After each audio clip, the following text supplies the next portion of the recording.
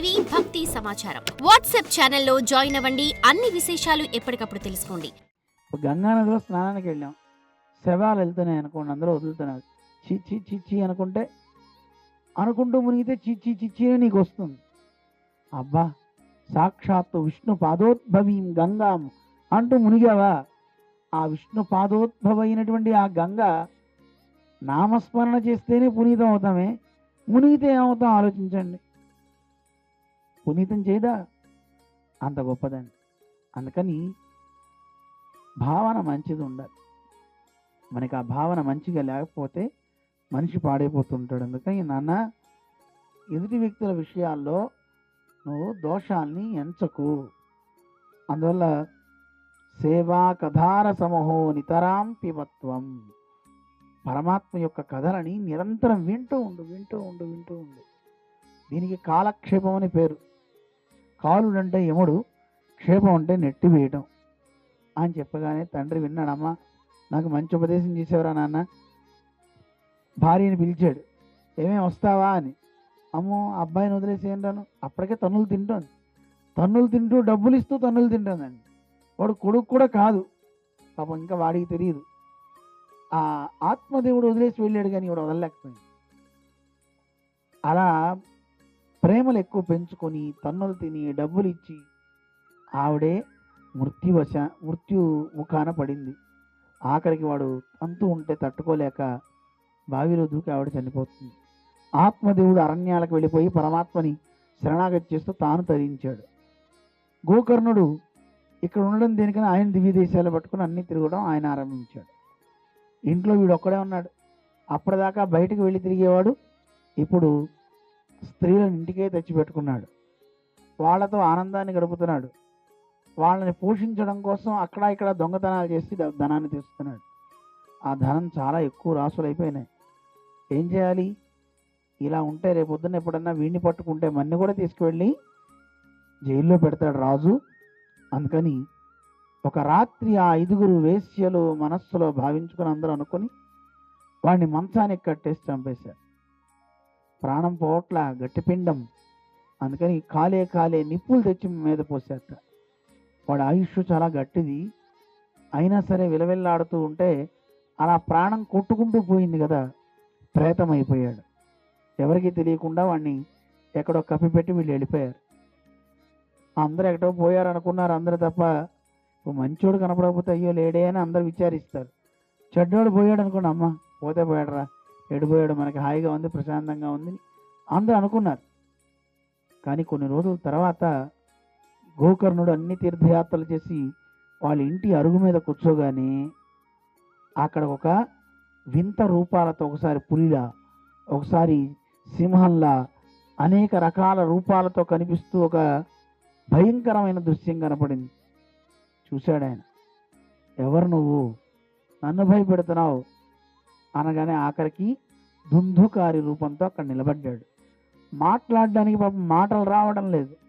అప్పుడు తన మంత్ర జలాన్ని తీసుకుని వాడి మీద జల్లి మంచి మాటలు వచ్చేలా చేశాడు. జరిగిన వృత్తాంతం అంతా చెప్పాడు.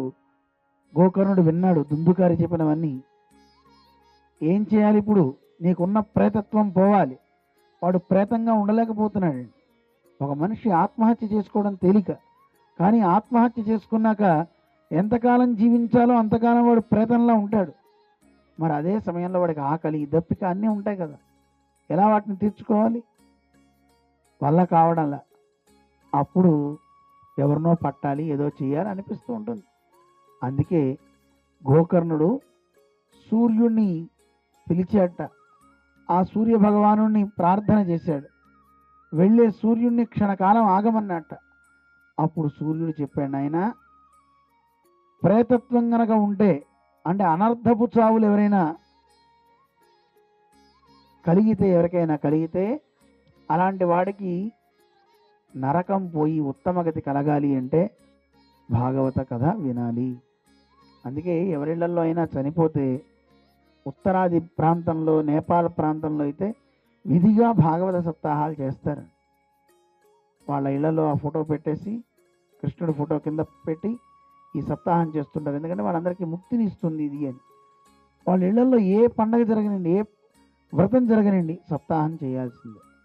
అందులో కేవలం ఇలా కాదండి, పాటలు, భజనలు, నృత్యాలు, ఓ అద్భుతం అన్నమాట. అలా చేస్తారు భాగవత కథని.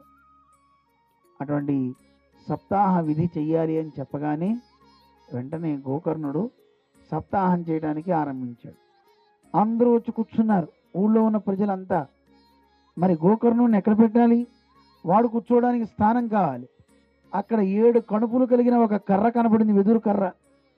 ఆ వెదురు కర్రలో వచ్చి ఆయన కూర్చున్నట్ట. ఇక్కడ కూడా కర్ర పెట్టి ఆయన్ని అందులో ఆవాహన చేస్తారు. ఉన్నాయి అక్కడ 7 కణుపులు ఉంటాయన్నమాట. అందులో వచ్చి ఆయన కూర్చుంటాడు, దుందుకారి కూడా. అయితే ఇప్పుడు ఆయన లేడు, మోక్షంగా వెళ్ళిపోయాడు. కానీ ఆయన కూడా ఎక్కడ భాగవతం జరుగుతుందో ఆయన అక్కడ ఉంటాడు. ఎక్కడ భాగవతం జరుగుతుందో అక్కడ పరీక్ష నరేంద్రుడు అందరిలో ఉంటాడట. శ్రీశుకుడు చెప్పే వక్తలో ఉంటాడట. పరమాత్మ గ్రంథ రూపంలో అటు మూర్తిగా తాను దర్శనమిస్తుంటాడు. అలాంటి ఒక అద్భుతమైనటువంటి విశేషణం కలిగిన సప్తాహాన్ని ఆయన చేశారు గోకర్ణుడు. ఒక్కొక్క రోజు కదవగానే ఆ కడుపు టప్ టప్ అని పేలడం ఆరంభించింది. 7వ రోజుకి ముక్తి లభించింది. అయిన తర్వాత అనుకున్నట్ట, ఆహా ఎంత అద్భుతం.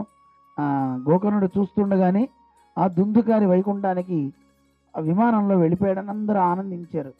కానీ అందరూ అడిగారు, ఏమండి సప్తాహం విన్నప్పుడు అందరికీ ఒకే ఫలం కలగాలి కదా, ఎందుకు మీ వాడికి ఒక్కడికే మోక్షం వచ్చింది, మనకెందుకు రాలేదు అని అనగానే అప్పుడు చెప్పారటయ్యా, శ్రోతవ్యం అంటే వినే దాంట్లో భేదం ఉంది. ఏమిటా భేదము అంటే, ఎప్పుడెప్పుడు నాకు ముక్తి కలుగుతుందా అని పాపం తాతగాలాడాడు వాడు. ఇప్పుడు చూడండి, ఇంతమంది ఇక్కడ కూర్చున్నారు, వెనకాతల ప్రసాదాలు చేసి పెట్టారు. మీలో ఎవరికైనా బాగా ఆకలేసేస్తుంది అనుకోండి, ఆగుతారా ఒక్క నిమిషం? కూర్చోబెట్టినా కాదు, తాళతో కట్టేసిన తెంపుకుని మరీ వెళ్ళిపోతారు. నాకు వద్దు, నేను పోవాలని వెళ్ళిపోతారు, ఆకలి.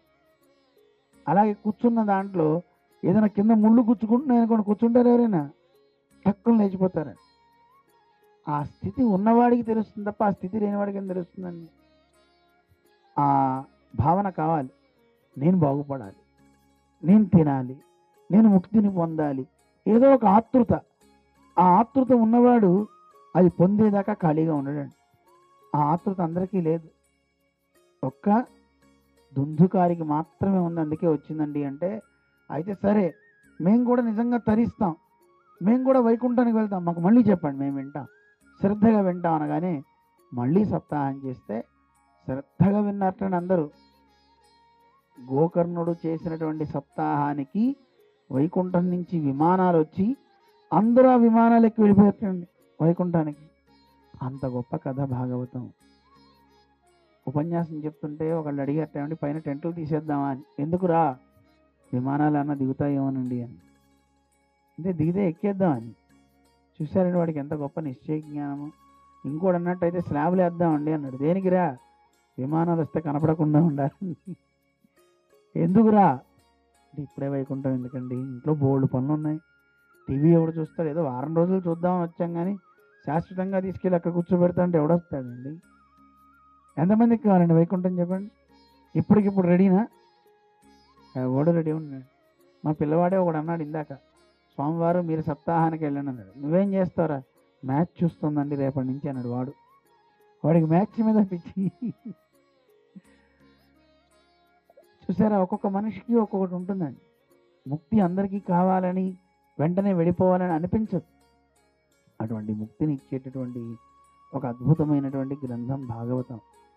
భాగవతం వినాలి అనుకుంటే చాలండి. సద్యో హృద్యవరుధ్యతేత్ర కృతిభి శుశ్రూషుభి తత్క్షణాత్. వినాలి అనే కోరికుంటేనే శ్రీకృష్ణ పరమాత్మ వాడి కర్ణ రంధ్రాల నుంచి హృదయ గుహలో వచ్చి కూర్చుంటేటండి. అంత గొప్ప కథ శ్రీమద్ భాగవతం. అలాంటి భాగవత కథని ఎప్పుడెప్పుడు చేయొచ్చు అని సప్తాహ విధానం గురించి చెప్తారు. For more videos like this, subscribe Big TV channel.